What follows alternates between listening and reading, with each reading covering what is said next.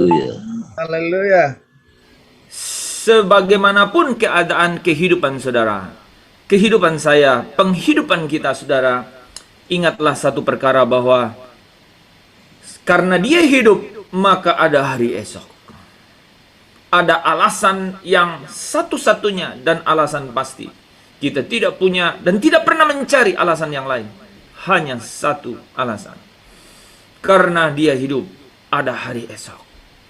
Di dalam kebangkitannya, saudara, saudara bisa menemukan hidup yang sejati itu. Hidup yang bukan disuplai oleh semua hal yang dunia bisa berikan, tetapi hidup yang boleh bersorak hanya karena pengenalan akan kasih Allah yang sejati. Pengenalan akan kasihnya yang tidak pernah meninggalkan kita, yang tidak pernah membiarkan kita. Kasihnya yang Immanuel, kasih yang tanpa batas. Pengenalan itu membawa kita kepada sukacita, damai sejahtera, sorak kemenangan, di mana kita terus menanti-nantikan hari Tuhan itu segera datang. Saudara, seberapa banyak di antara kita yang terus menanti-nantikan supaya hari Tuhan itu segera datang? Datanglah segera, ya. Saudara yang dikasihi Tuhan. Tetapi fakta kehidupan seringkali berkata yang berbeda. Kepedulian kita terhadap dunia ini membuat kita kadang terhanyut, sehingga tidak lagi mengingat akan hari Tuhan yang akan segera datang itu. Banyak hal yang membawa kita hanyut di dalamnya. Dan kadang-kadang tidak terkesan duniawi, saudara. Tidak terkesan sekalipun itu hal yang duniawi. Kita sering banyak mengurusi keluarga kita, kita mengurusi diri kita, dan kita sangka bahwa kita tidak sedang dalam jerat kepedulian dengan hal yang lain dan bukan Tuhan dan bukan hari Tuhan. Harus benar-benar kita sadari ketika Yesus berkata, barang siapa yang tidak membenci bapaknya, ibunya, saudara-saudaranya, bahkan nyawanya sendiri, tidak dapat menjadi muridku. Artinya tidak dapat mengikut aku. Itu dengan tegas memberikan pesan kepada kita bahwa hanya dia memang yang akan hanya dia yang bisa dan boleh mendapat tempat tertinggi di dalam ruang batin kita. Fokus segenap pikiran hanya difokuskan pada kehadirannya dalam diri kita. Nah, saudara, ini adalah pilihan, kan? Pilihan. Ini harus kita perkarakan. Pilihan-pilihan ini pasti membawa kita kepada suasana batin yang berbeda. Ketika kita memilih untuk mempersiapkan hari terakhir, itu sangat berbeda dengan kita larut di dalam rutinitas dan hal-hal yang berkaitan dengan penghidupan kita. Dulu kita kurang berani untuk tegas berkata, aku harus memperkarakan, aku harus memilih. Kenapa, saudara? Karena kita takut. Betul. 10 tahun yang lalu lebih mungkin takut sekali kita berkata, aku mau hidup hanya untuk Tuhan. Apapun yang terjadi. Itu tidak mudah untuk diucapkan.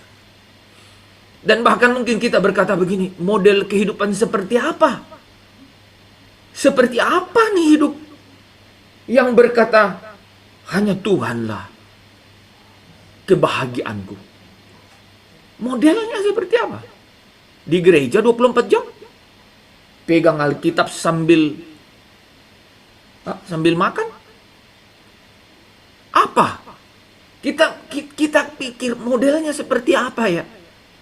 Menjadikan Tuhan satu-satunya kesukaan, memperkarakan hidup ini untuk apa? Untuk mempersiapkan diri untuk hari Tuhan. Seperti apa modelnya? Nah, kalau saudara ingat firman Tuhan berkata, supaya hari Tuhan jangan dengan tiba-tiba jatuh ke atas dirimu seperti suatu jerat. Supaya hari Tuhan jangan sampai dengan tiba-tiba jatuh ke atas dirimu seperti suatu jerat.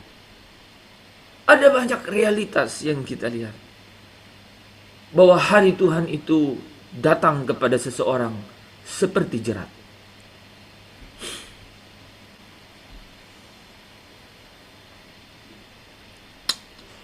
Saudara, mungkin ada saudara yang bisa sharing sesuatu mengenai hal itu. Ya, Pak Hens, ini saya mewakili salah satu. Oke, silakan. Ya, saya mewakili salah satu leader kita ya, leader DCG ya. Jadi tanpa saya sebut nama, saya terharu dan betul-betul. Jadi dia sampai mengatakan bahwa saya udah mengatakan sama suami saya bahwa, Pak, saya bukan milikmu lagi ya. Tuhan yang miliki saya. Jadi kalau saya pergi dipanggil PLN, Papa harus ngerti ya bahwa saya ini milik Tuhan. Ke anaknya juga dia ngomong begitu, nak, kamu harus ngerti ya, saya ini milik Tuhan sepenuhnya. Jadi bukan lagi milik sepenuhnya anak ya, saya milik sepenuhnya Tuhan. Jadi kalau dipanggil pelayanan harus ngerti ya. Jadi Papa, anak harus ngerti bahwa saya ini milik sepenuhnya Tuhan. Wah, itu aja Pak, tapi itu begitu luar biasa. Saya salut dengan benar-benar dikatakan ini yang dikatakan. Jadi jangan sampai kita ada pemikiran yang salah tentang arti firman itu, bahwa barang siapa tidak membenci saudaranya, istrinya, suaminya, orang tuanya, yang Pak Hens barusan bilang. Seperti itu contoh yang barusan saya katakan ya. Karena jangan sampai ada yang sampai belum mengerti di level itu maksudnya bahwa sepenuhnya kita ini milik Tuhan. Jadi jangan sampai kita terikat dengan istri, suami, anak ya, sementara Tuhan jadi nomor 2, itu Tuhan paling benci gitu kan. Tuhan mengingini roh yang ada di dalam kita dengan cemburu. Sekian Pak Hens, kasih. Puji Tuhan ya. Jadi dia memilih itu. Dia dengan sadar memilih sesuatu yang berkonsekuensi kemuliaan di dalam kekekalan. Dan saudara yang dikasihi Tuhan, ketika firman berkata, supaya hari Tuhan jangan dengan tiba-tiba jatuh ke atas dirimu seperti suatu jerat, maka kita tentu berkata dalam hati, model hidup seperti apa yang aku harus jalani supaya hari Tuhan itu nggak jatuh kepadaku seperti jerat. Jerat itu memang dalam bahasa aslinya tidak ada, saudara. Tapi memakai kata yang dalam arti Indonesianya tidak diharapkan. Tiba-tiba terjadi. Unexpected. Saudara yang dikasihi Tuhan, hari Tuhan memang berarti satu hari di mana Yesus datang kembali. Tetapi di lain sisi, hari Tuhan juga berarti ketika Tuhan menjemput seseorang itu untuk dibawa pulang melewati lorong gelap dengan cepat atau dengan berjalan kaki, dijemput malaikat atau penguasa kerajaan maut. Pilihan itu ada pada kita ketika kita masih hidup. Apakah kita mau datang sebagai jerat? Saudara, hari Tuhan adalah hari akhir kehidupan. Akhir dari satu masa. Apakah satu masa panjang di mana Tuhan datang kembali untuk memulihkan segala sesuatunya, atau itu adalah hari kepada seseorang masing-masing di mana dia dipanggil Tuhan untuk pulang. supaya hari Tuhan jangan tiba-tiba jatuh ke atas dirimu seperti suatu jerat. Mengapa hal itu bisa terjadi? Seperti suatu jerat. Saudara, kalau seseorang tidak mempersiapkan diri menghadapi atau menyongsong kedatangan Tuhan, atau tidak mempersiapkan diri menghadapi hari-hari kematiannya, maka hari Tuhan itu menjadi seperti satu jerat. Pasti. Seperti 5 gadis bodoh itu ya, yang tidak persiapkan minyak untuk pelitanya. Sehingga ketika mempelai datang, ia tidak bisa menyambut. Sebab pelitanya mati. Kehabisan.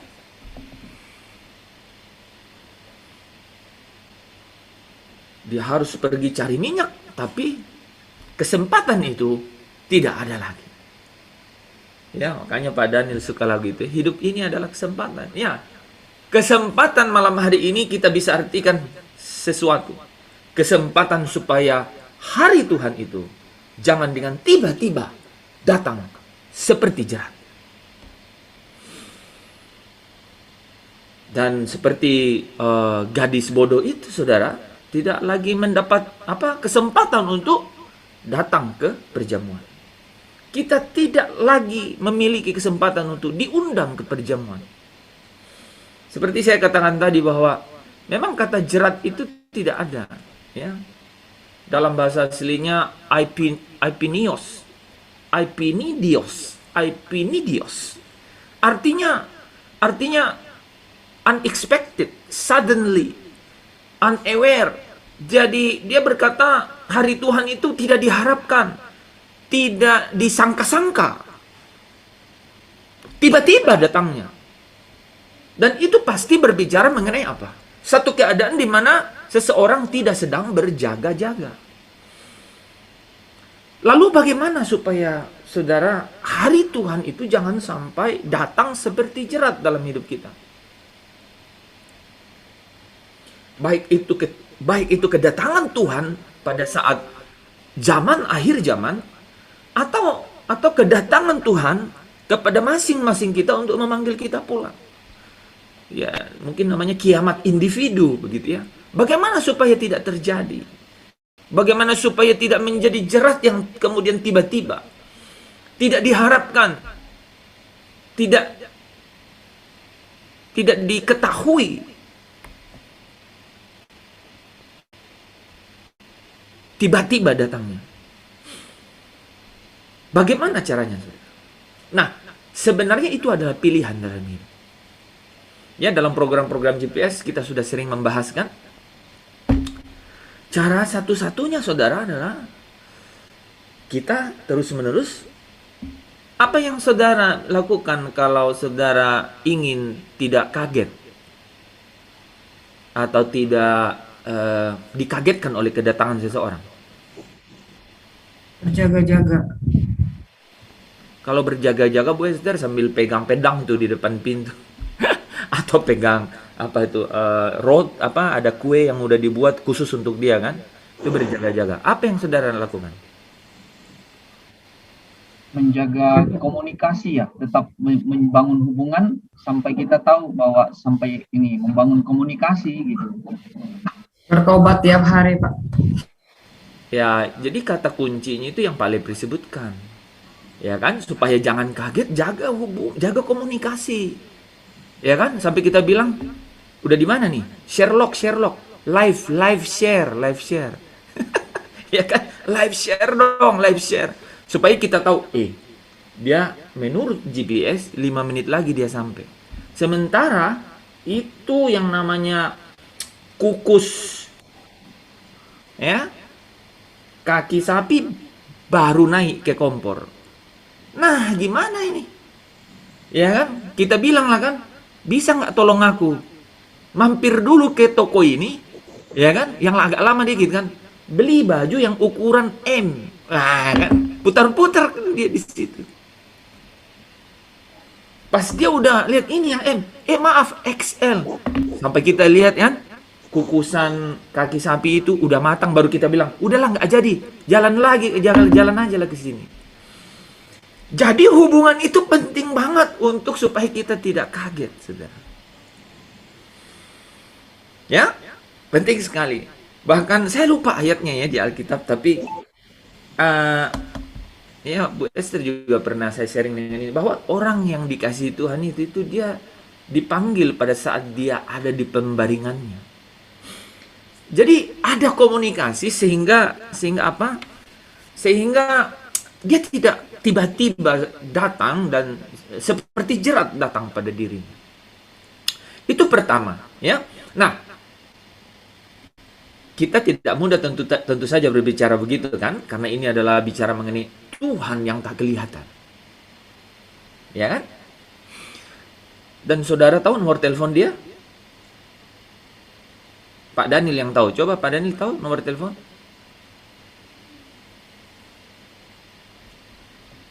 Tiga 5015. Saudara tahu? Pak Daniel hafal nomornya, pasti saudara kaget. Saya tahu karena saya tanya dia karena saya tahu bahwa dia tahu. Luar biasa. Nanti ya, japri Pak Daniel itu kira-kira nyambungnya kemana ya. Nah, jadi saudara tidak semudah itu kan ya, untuk tahu ya. Tapi apa yang kira-kira orang-orang beriman lakukan selain bergaul karib dengan Tuhan, menjaga hubungan itu dengan Tuhan. Jadi waktu Pak Lepri katakan menjaga hubungan, konteks ini bicara apa? Bergaul karib dengan dia. Selalu bergaul karib dengan dia. Amin. Nah, amin ya. Nah, saudara, hal yang terpenting untuk selalu bergaul karib dengan dia itu adalah kita selalu menanti-nantikan dia. Menantikan dia datang kembali. Supaya hari Tuhan itu tidak menjadi satu jerat bagi kita. Maka kita harus selalu menanti-nantikan, merindukan hari itu. Jadi, saudara, kalau Bu Esther tadi bilang, ya saya tunggu kan, saya berjaga-jaga. Jadi maksudnya berjaga-jaga itu nunggu di depan pintu kan, mungkin depan gerbang gitu kan. Sehingga ya tidak kaget karena dia memang tunggu kan. Ya paling kalau dia datang mengagetkan kan, paling shock sebentar saja kan gitu. Mungkin anting satu jatuh nggak apa-apa lah kan. Nah tapi tidak akan kemudian shock gitu kan. Tidak akan menjadi jerat. Tapi kemudian dia sesaat saja, tetapi kemudian yang terjadi adalah excitement atau sukacita itu, sorak itu di dalam batinnya akan menjadi menguasai. Dia tidak akan melihatnya tiba-tiba menjadi jerat. Seperti wanita gadis, seperti perumpamaan gadis yang bodoh itu kan. Nah, jadi saudara, bagi orang yang mengharapkan hari Tuhan, saya ulang, bagi orang-orang yang mengharapkan hari Tuhan itu datang, apakah itu satu kiamat dunia ini atau kiamat secara pribadi untuk dirinya dipanggil Tuhan, pasti Pasti ia selalu menanti-nantikan dan tidak akan terkejut menghadapi hari itu. Bahkan dia akan sukacita. Dia akan bilang begini, Tuhan, I'm ready go home. Saya siap pulang ke rumah Bapa. It's my time. Ini waktuku untuk pulang. Ya. Saudara yang dikasihi Tuhan, supaya hari Tuhan itu tidak tiba-tiba datang kepada kita menjadi jerat, maka kita harus selalu menjaga diri kita, saudara. Menjaga diri kita untuk terus bergaul dengan Tuhan. Menanti-nantikan kedatangannya setiap hari. Ya, di sisa hari-hariku berbuah-buah bagimu, tanda cinta dan kerinduanku. Jadi di sisa hari-hari kita isi untuk selalu berbuah-buah bagi dia, ya. Berbuah bagi dia, yaitu apa? Yaitu mengisi waktu-waktu kita, aktivitas kita, apapun yang kita lakukan itu untuk menyenangkan hatinya.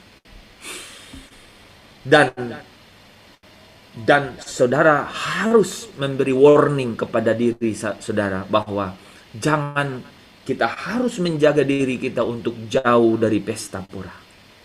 Kesenangan dunia, ya. Mabuk oleh dunia, candu oleh dunia, ya, addicted by the world gitu ya. Bahkan kadang-kadang terlalu peduli dengan rutinitas untuk masalah-masalah apa? Masalah penghidupan kita. Paulus menulis bahwa seorang prajurit tidak menghiraukan masalah penghidupannya supaya dia apa? Layak kepada apa? Kepada komandannya. Memang tidak, ini bukan pilihan yang lumrah. Tapi saya tadi malam sampaikan saudara, bahwa Tuhan tidak pernah bekerja di dalam seseorang sebelum dia menyerahkan diri sepenuhnya kepada Tuhan. Tidak pernah. Allah bekerja di dalam orang yang menyerahkan dirinya sepenuhnya kepada Tuhan. Dan penyerahan diri itu perlu ketaatan. Penyerahan diri itu perlu percaya tanpa sisa, tanpa batas.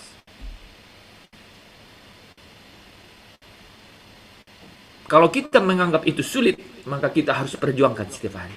Karena kalau Tuhan bisa, kalau Tuhan katakan itu dapat kita lakukan, maka Dia pasti menyertai supaya kita dapat menyelesaikan semua, ya, semua hal itu.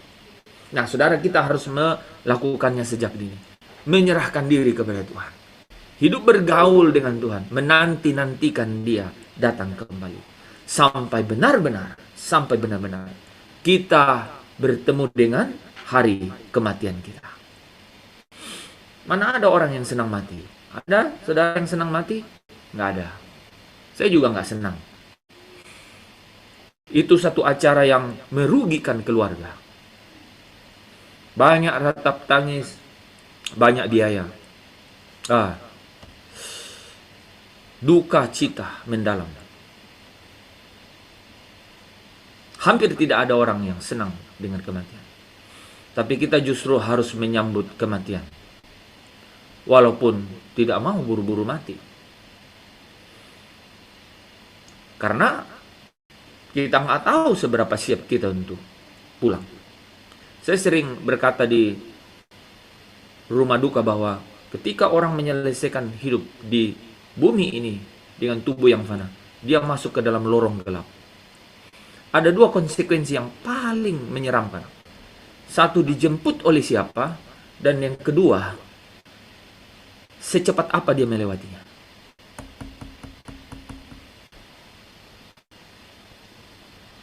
Maka Wahyu 14:13 kan berkata, berbahagialah orang yang mati di dalam Tuhan. Sungguh, ini kata Roh, karena mereka akan beristirahat. Saudara, kata beristirahat di situ, itu adalah nyaman. Dan nyaman itu artinya dia dijemput malaikat. Seperti Lazarus dijemput malaikat. Karena perbuatannya menyertainya. Nah, saudara yang dikasihi Tuhan, perbuatan itu memberikan indikasi seberapa cepat saudara sampai di ujung langit yang lain itu. Seberapa cepat sampai di dunia orang mati itu. Dan dunia orang mati itu artinya dunia tanpa tubuh jasmani ini. Tapi dia memiliki roh. Apakah dia akan nyaman seperti Lazarus di pangkuan Abraham, seperti Yohanes di samping kiri, di samping Tuhan, atau seperti Abraham yang duduk dekat dengan Allah, atau dia seperti orang kaya itu yang apa katanya? Membutuhkan air karena sedang dahaga. Itu tidak berarti bahwa secara fisik karena tubuhnya tidak ada. Itu artinya dia sedang dalam kesadaran penuh, jiwanya menangis, berteriak. Dia menyesali segala sesuatu karena dia berkata, kenapa waktu hidup aku tidak melakukan ini itu, sehingga di sini aku tidak punya kesempatan. Saudara yang dikasihi Tuhan, Mari kita mempersiapkan hari kematian kita. Mari kita menyambutnya. Mari kita memburunya, saudara. Bagaimana supaya menjadikan hari kematian kita itu bukan sebagai satu jerat, tetapi kita justru menanti-nantikan hari itu. Hanya harimu, Tuhan. Hanya harimu, Tuhan. Hanya harimu, Tuhan, yang selalu ku nantikan. Semua harapanku ku taruh kepadamu. Besar suka citaku, ku memandang wajahmu. Jadi kita punya fantasi untuk cepat-cepat bertemu dengan Tuhan, melihat wajahnya. Dan kalau saudara sampai berkata, hanya harimu Tuhan yang kunantikan, hanya harimu Tuhan yang selalu kunantikan, maka saudara bisa dengan teguh berkata, takkan ku harap lagi bahagia dunia ini, semua hanya semu belaka. Tuhan dan kerajaanmu, itu segenap hidupku, sekarang dan selamanya.